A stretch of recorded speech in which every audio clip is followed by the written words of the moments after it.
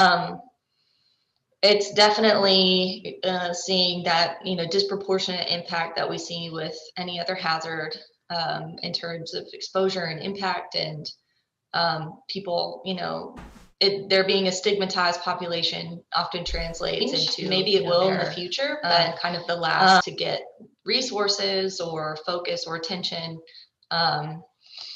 So it's been, it's been challenging to take on. It's usually, when I look at different hazards and disasters, it's more localized, but the pandemic's impacting everyone everywhere. So trying to follow the impacts has been challenging. Yeah, well, and we're going to obviously go over some of this. Not a lot of advocates for prison populations. I mean, there are some vocal ones, but in general, it's just, it's hard to rally the public. Oh, what about incarcerated people? And just it just starts in Right. a hole, Right, and some of those conversations are going on, kind of like who is going to be prioritized for getting a vaccine in terms of COVID-19. And people are proposing, we should provide vaccines to incarcerated populations, and that gets a kind of gut response of, no, we can't do that. They're not deserving of it. But when you look at, even just from a public health perspective, the pandemic in prisons has spilled over into communities, and incarcerated people aren't the only ones who are in prisons. You have staff and workers, and um, they're often in those rural places, which translates into the same vulnerabilities with other disasters. So um, they don't have the same access to healthcare. So the impact is always much more devastating in a prison context. So there's definitely a lot of strong arguments that incarcerated people should get top access to the vaccine. Um, Especially here in Texas, where we're seeing something like 80% of the incarcerated persons who have died because of COVID were in jails, and they were not convicted of a crime. Well, listen, just with the new administration, I'm sure we're going to see a lot more national coordination around COVID, and just even you hear experts saying, well, the first people who should get it are the first responders, but it would be nice if we have some commission that's sort of saying, okay, this is the layout, these are how it's going to unfold. And even though that itself might create some controversy, other people, I want it first. It's just having that certainty instead of this, oh, okay, what happens tomorrow? It's going to be, uh, there's an assumption there'll be some competence with it, but I'm hopeful that, it'll just, the awareness level is just going to go through the roof of decisions Right. being made and vaccine and all that. So I'm hopeful. And, Right. and, Yeah. and There's definitely more hope now than perhaps there was. And it's such a weird thing, It's like, okay, we're just gonna burn through 2 very dangerous months, right? It's just systems set up that way. But to be having vaccine distribution conversations led by the federal government, and we're not doing it very well. So anyway, Right. okay, so we got a couple minutes here, and just want to let you know I'm watching that. So how do you like College Station? Are you originally from the area? I am. I'm from the Dallas area originally. Okay. So I have a lot of family in the area. I was at Louisiana State University for my PhD, but there's a strong relationship between um, just disaster scholars and hazard scholars and Texas A&M, especially the Hazard Center. We've been doing research and been around for over 30 years. So um, I was definitely happy to come back to Texas, but to also be connected to kind of an illustrious research center in the fields of hazards and disasters. So I like it. It's a nice little town. I miss the big city of living in, state capital of Baton Rouge, but it's good. I like it. I've been there once, and I was there for an ultimate frisbee tournament like 25 years ago, and so we're Hmm. just on campus at a few fields. I didn't get to explore. I don't even know what Yeah. the town looks like. We didn't even go like downtown or anything. So, Hmm. um, but I lived in Austin for a couple of years, so I know that area much better. Yeah. Let me just check a couple things here. I think almost good.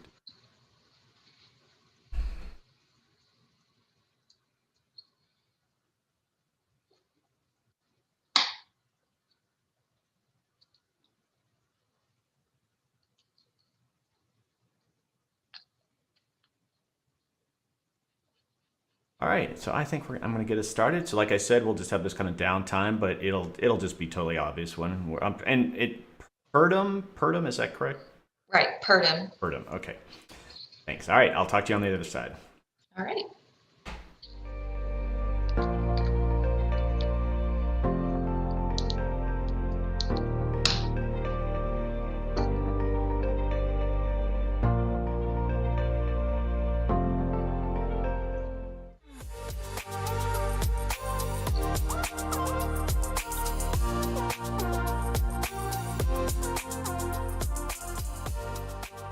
Hey adapters, I'm Doug Parsons. I'm a partner at Simpatico Studios where we live stream conversations about complex business and social challenges with professionals like yourself who are working on the same issues. Our shows are live streamed in front of a global audience of your professional peers on simpatico.tv. I'm building a new type of online community for professionals like yourself on the Climate Adaptation channel. If you're a regular listener of my America Adapts podcast, I think you'll find that we're taking our conversations about important problems, policies, and solutions to the next level here. And if you're interested in being a guest, we'd love to hear from you.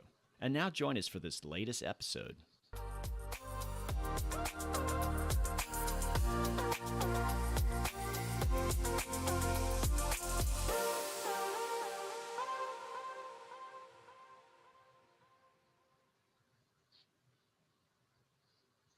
Hey adapters, welcome back. Today our guest is Dr. Carly Purdom. Carly is a social scientist and research assistant professor within the Hazard Reduction and Recovery Center at Texas A&M University. Her research and work centers on the relationship between criminal justice policy and hazards and disasters, and more specifically, the social vulnerability of incarcerated persons. Carly will explain how incarcerated populations are highly vulnerable in terms of being disproportionately impacted by disasters and hazards. Talks about how COVID-19 has complicated the hazards and how climate change can add to the woes of the incarcerated community. She explores what steps can be taken to mitigate their suffering.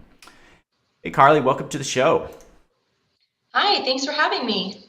All right, well, you're at Texas A&M, and I guess just first off, this is a really interesting subject. I'm looking forward to this conversation, but it occurred to me, how did you get started on this subject? How did you get wrapped in focusing on the prison populations and such?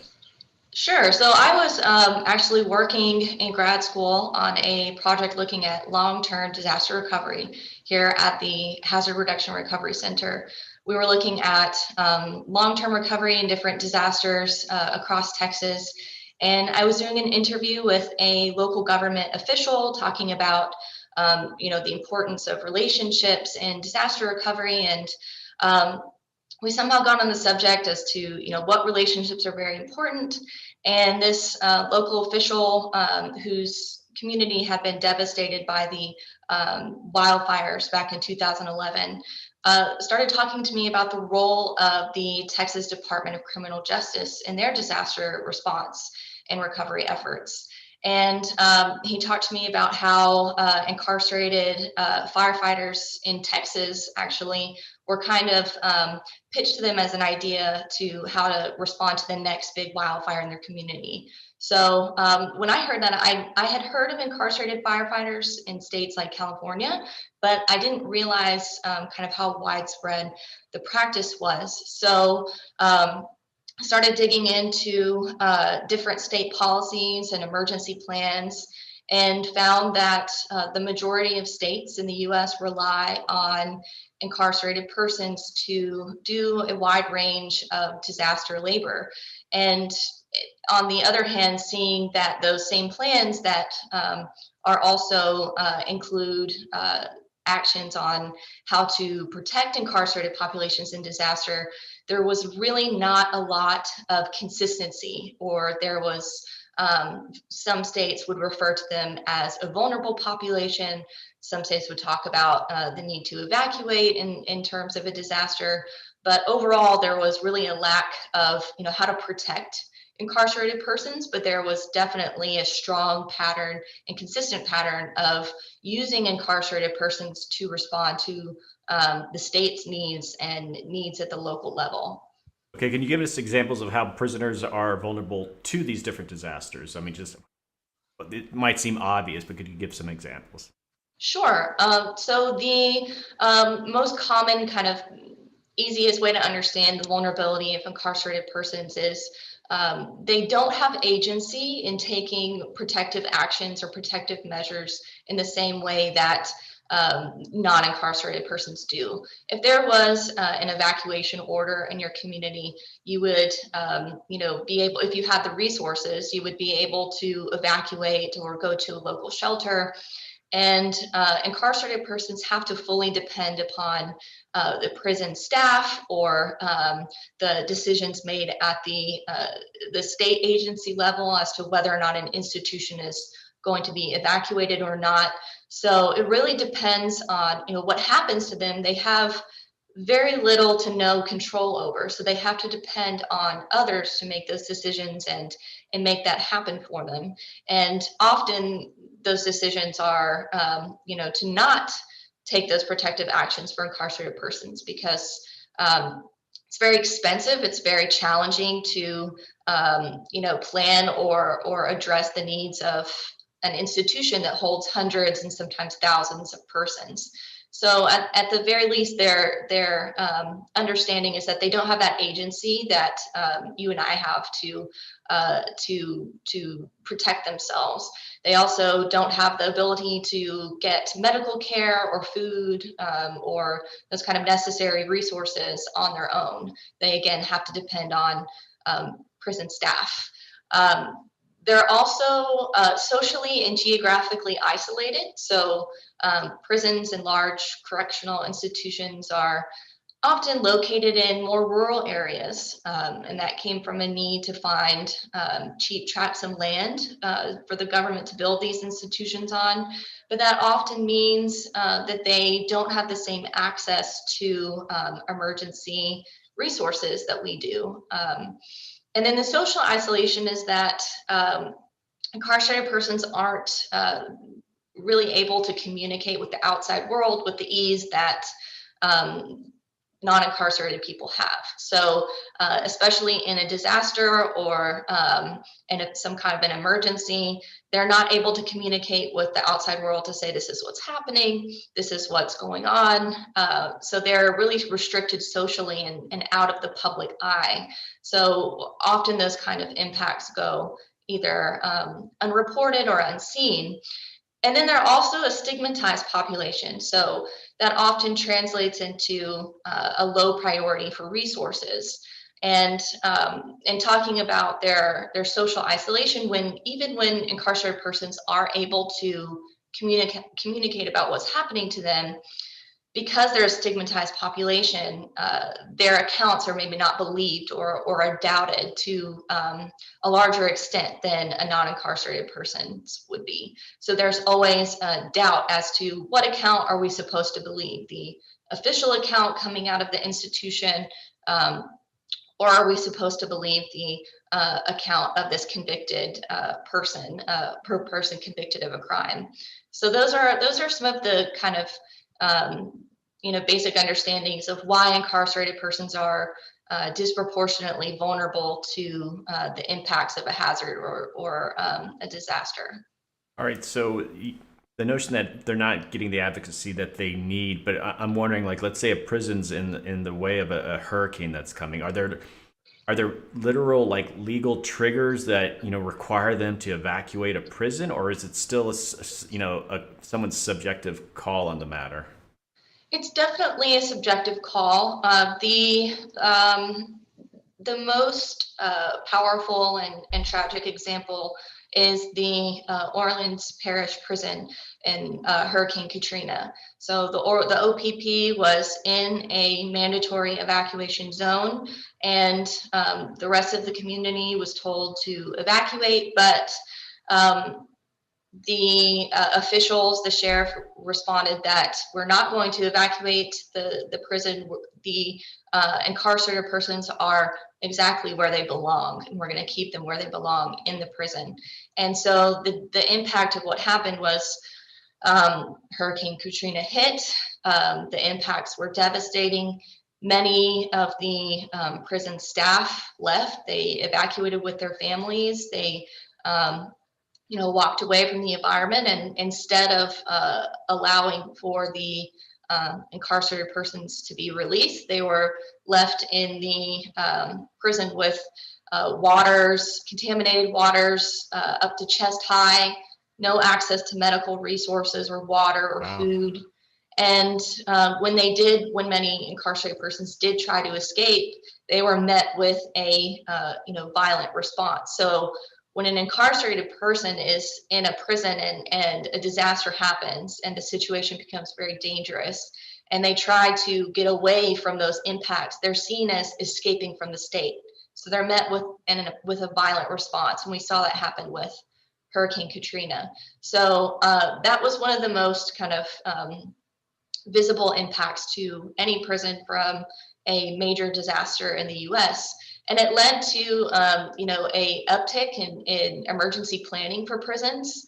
The understanding, there were conflicting reports as to whether or not the prison had an emergency plan as to what would happen if there were a hurricane like Hurricane Katrina to hit. What would under what context would they evacuate that prison? But those conditions are definitely, or those decisions are up to the leadership and depends on, what they decide and what resources they believe they have. And those decisions really have to be made ahead of time because, again, because you have the way we incarcerate people creates their vulnerability. Where you have a prison that has hundreds to thousands of people in them, imagine how long it would take to evacuate that institution and what kind of they have to go somewhere, so there has to be agreements ahead of time with who's going to take them. And so that was definitely one of those major incidents that led to a lot of attention, but it's definitely still a leadership decision as to whether or not those institutions will evacuate. Well, I think over the last 20, 30 years, we've privatized a lot of prisons. Are you able to look at saying, all right, private prisons versus public sector prisons, they do it differently, they do it better? Have you been able to look into that? Private prisons are more challenging to study in this area because their materials are not as public as, say, state institutions are. So I don't know. But I would say that there is a wide range of states and how they plan and what they mean to do. We definitely see an increase of evacuating facilities in the last, I'd say the last 5 or 6 years.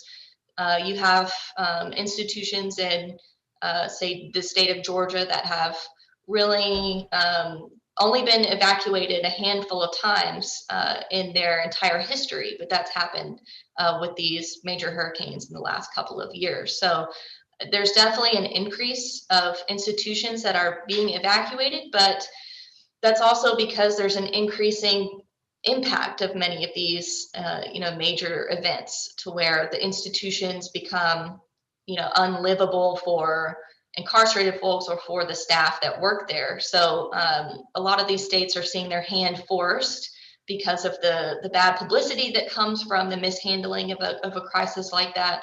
But also just the conditions that come from exposure to a major disaster.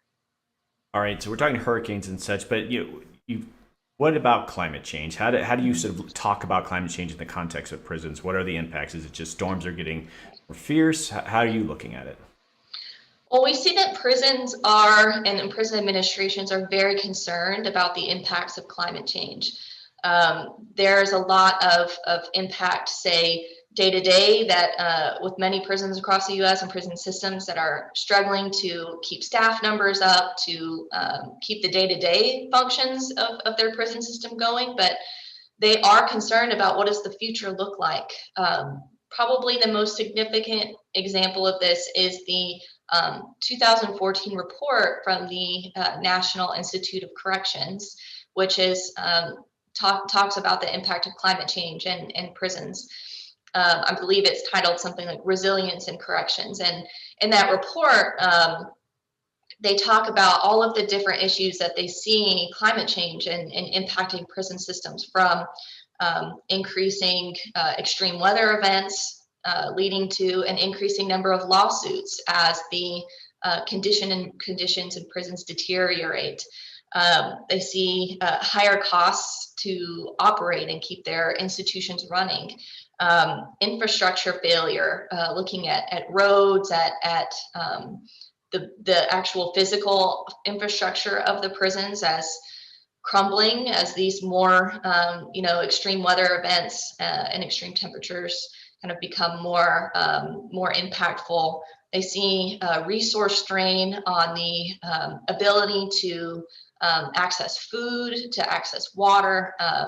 They're concerned about failing infrastructure to power infrastructure, which keeps prison institutions running. And they're concerned about new and extended health impacts because of those hazards, from talking about extreme weather events, but also new diseases and the spread of infectious disease. I know we're going to talk about COVID-19, but we also saw this happen with Zika. There was an enormous concern in many states about the impact of the Zika virus on incarcerated populations. And then also just kind of increasing violence within the institutions due to just deteriorating conditions. So we see this in prisons here in Texas, where many of our institutions don't have air conditioning. And so what that means is the conditions within the institutions are miserable, not just for incarcerated persons, but for staff. And institutions have seen that led to more friction, more tension, more violence within institutions when the conditions are really deteriorating to the point that they have already, and to the point that they see those conditions deteriorating in the future.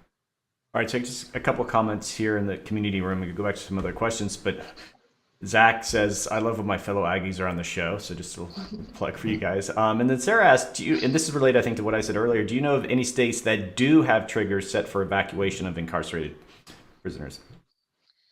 I don't know of any states that have inset written triggers, but I can tell you those conversations happen at the state level, and they are happening. And you do have states that they have emergency operations persons on their staff, especially with the professionalization of emergency management.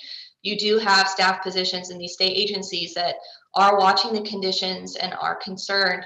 And I think you would see a lot more evacuations or different protective actions happening if it wasn't so costly, and if it wasn't so challenging to get the resources in place. So when you think about in terms of evacuation, you're looking at an enormous amount of overtime to pay for staff to secure the resources to move incarcerated persons.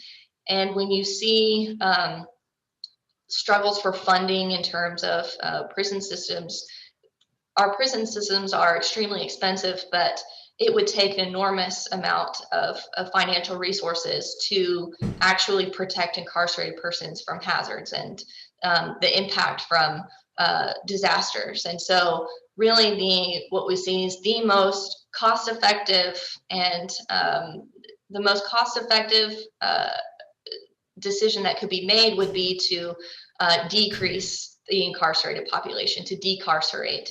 And that would mean taking people out of the prison system that really shouldn't be there, or that we can look at responding to crime in the long term in a different way.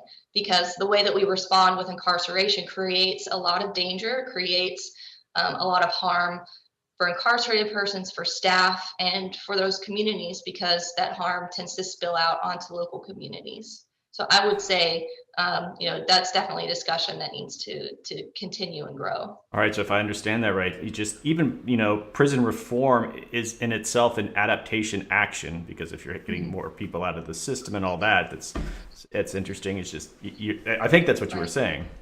Right. Yes. I mean, the strongest call right now, especially in the context of COVID-19, is to decarcerate. The prisons are so full. They're not. We don't have the resources to make them safe for anyone.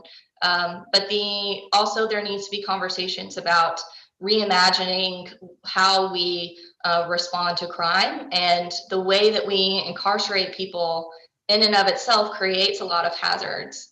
And we see that in the institutions themselves, and that they are, vulnerable infrastructure, but they're not given the resources to maintain that infrastructure, and they're full beyond capacity. We have so many people in these institutions that were never designed to, incarcerate that many people. And even when, the United States kind of embarked on this experiment with incarceration, it's called, because we are the world's leaders in incarceration. And when we looked for these, cheap tracts of land to build these institutions on, there was really no concern about what the hazards are in those areas.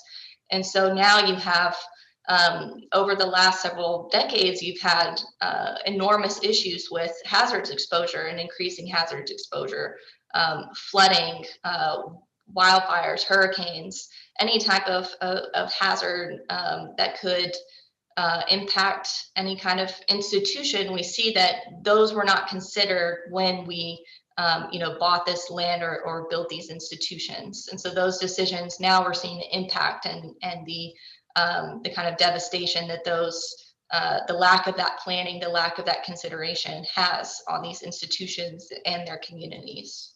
All right, well, we're getting toward the end of the episode, and I want to make sure we have a little bit of time. And you've touched upon a little bit, but COVID, obviously, just a big bomb going off in prisons right now. And how would you even list that in like your shop? Is that like a hazard? I mean, how do you even describing COVID, the disease there? So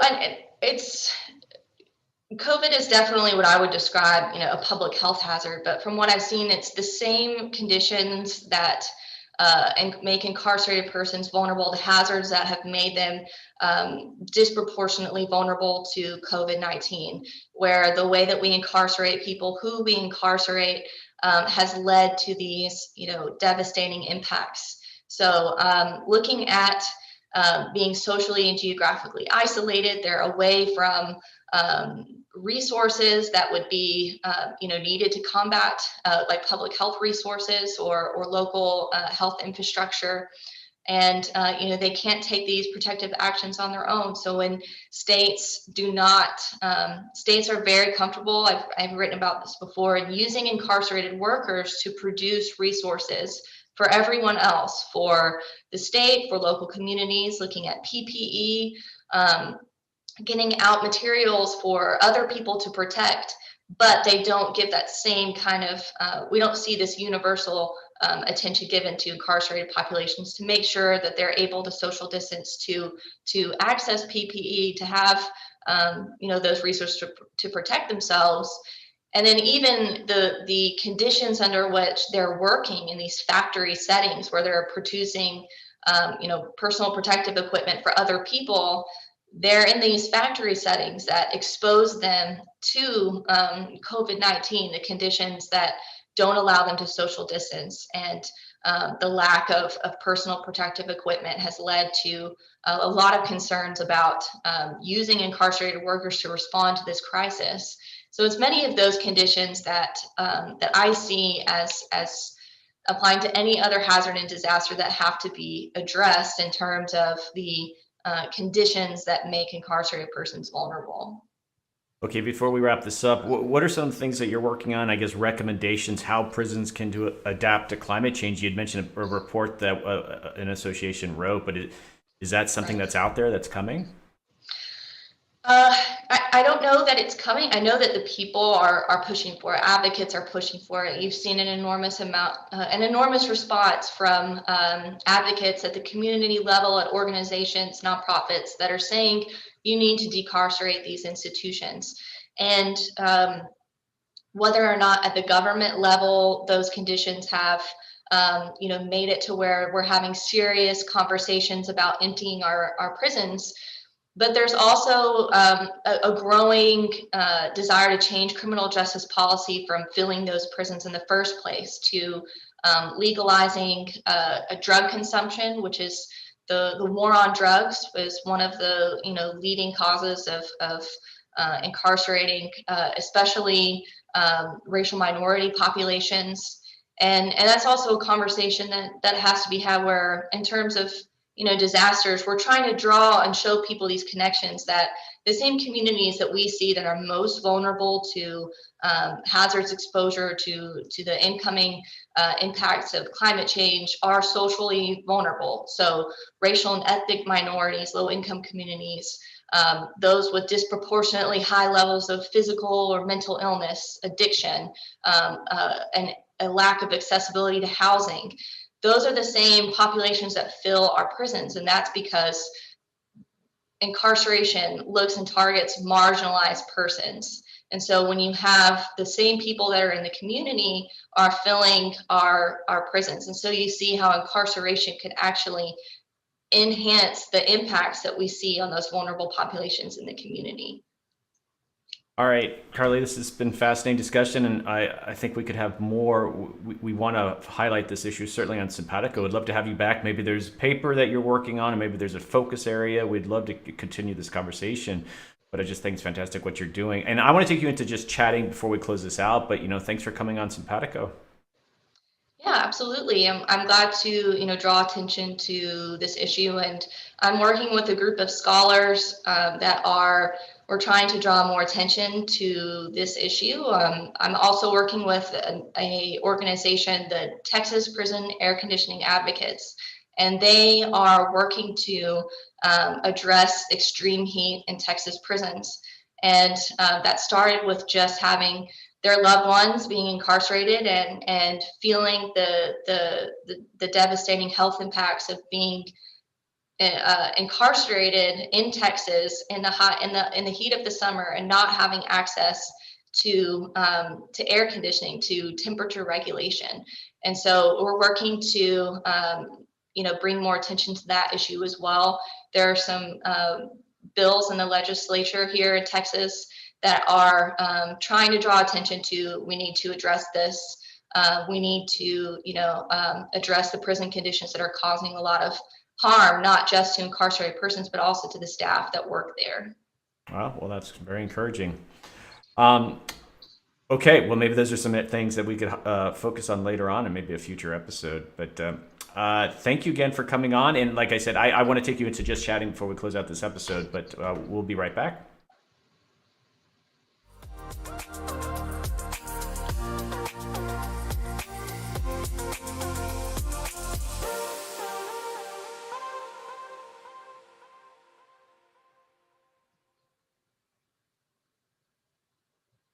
Hey, Carla, we just like to officially kind of close out the episode and just get you on just chatting for a few minutes. And I got a question that came in from Mike. And other than decriminalizing drug consumption, what other reforms do you recommend that may not require legislation?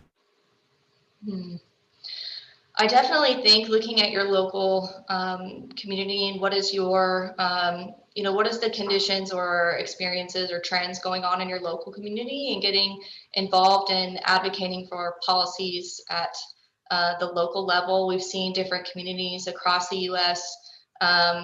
Make decisions on how they're going to respond to different offenses. The COVID-19 pandemic also showed us that there was an enormous amount for local officials to limit, how they were incarcerating people, from the idea that many people who are incarcerated are in jails and they haven't actually been convicted of a crime.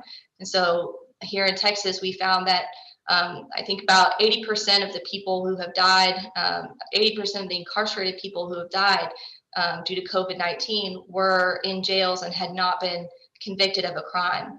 And so looking at bail reform and looking at the people who are often held in prisons and not prisons, but held in jails, who are not able to make bond, they are, disproportionately from those vulnerable populations of low-income communities, racial and ethnic minorities, and how bail, if you are able to, if you have a measure of access to financial resources, you're able to make that bail and not be incarcerated during this, pandemic, at least while you wait for trial decisions. But persons who do not have those resources are waiting in local jail facilities, and they're not able to escape that the impacts of those hazards. So I think bail reform is one definite issue that needs to be given more attention to what that could have meant, especially here in states like Texas, when we're experiencing the ongoing impact of such a devastating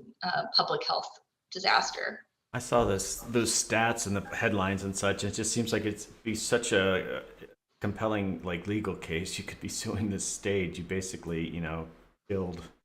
You didn't convict anyone, right? It's just, or it wasn't there. Who knows? They're going to be innocent. It's just they died under your care. It seems like they're right. And drawing the attention to there's an enormous amount of overlap between the disaster community, public health community, and the impacts to incarcerated populations. And there just hasn't been enough resources or attention to show how those issues are related. Or how we can contribute to those conversations. But I think that is changing and growing. I'm a member of a funded working group on prisons and COVID-19 around the world through the Converge program at the Natural Hazard Center at University of Colorado Boulder, which is funded in partnership with the National Science Foundation. And they funded these different working groups to draw attention to any overlooked areas. And prisons and COVID-19 is one of those areas. So I hope through those efforts that we can draw more attention to kind of this overlooked relationship between hazards, disasters, and incarcerated persons, all in the context, of an ongoing pandemic. Because even as we attend to the devastation of COVID-19, other disasters, they haven't gone away. They've continued to happen. Exposure to hazards has continued to happen. We've had the wildfires in the West have prompted evacuations for prisons. And having to evacuate a population in the middle of a pandemic has also caused a lot of harm. So they're having to account for the impact of COVID-19 on how do we respond to disasters and emergencies. So there's definitely a lot to be said for that relationship. This is probably a stretch, but have you been following the managed retreat discussion? Are you at all familiar with what's going on there in that field in climate adaptation? The what discussion? Managed retreat.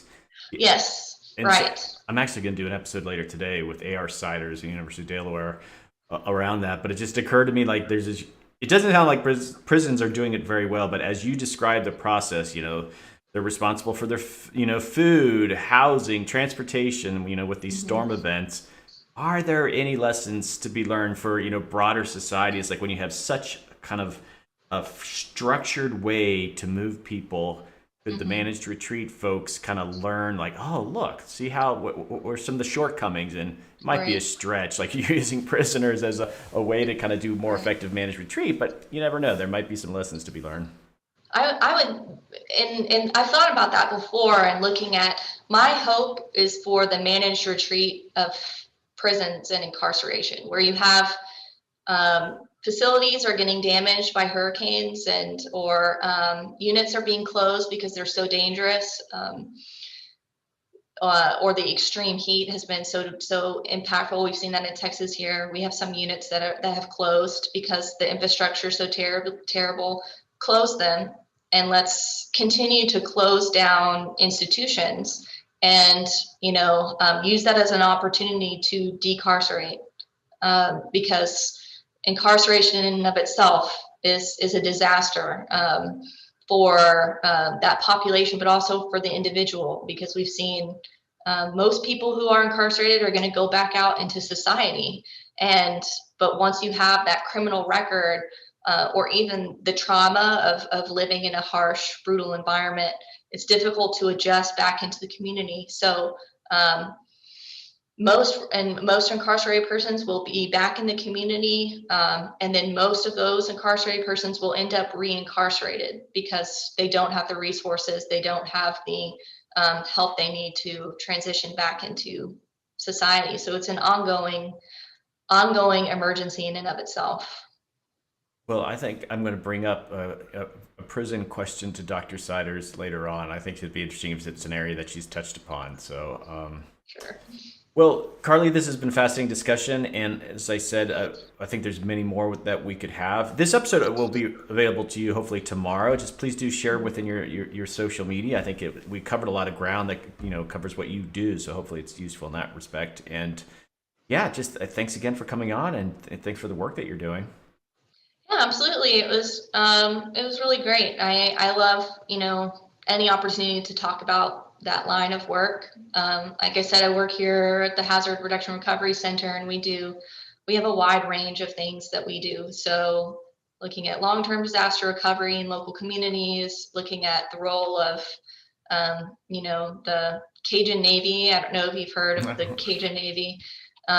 They're those, volunteer rescue organizations that have popped up especially in Louisiana and that's right, yeah. Part of Texas to respond and rescue people to primarily flooding disasters. So we have our hands in a lot of different things, but looking at the impact of incarcerated, persons is my specific line of research. So any opportunity I get to kind of draw attention to that or talk about it, definitely thankful for that.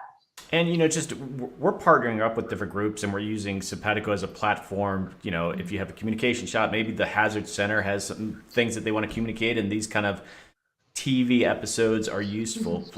Let's keep talking, and we could follow up and such. Maybe there's an opportunity there. Yeah, absolutely. That'd be great. Well, cool. Well, you can just sign out of Zoom, but you have a great day. All right. You too, Doug. Thanks so much. All right. Take care. Bye. All right. That is a wrap. Very cool what Carly's doing. It's very important, and just not many advocates for prison populations, and that's going to be a tough road to get where I think she wants with recommendations and such, but she's out there doing it and cataloging all those things. Very cool.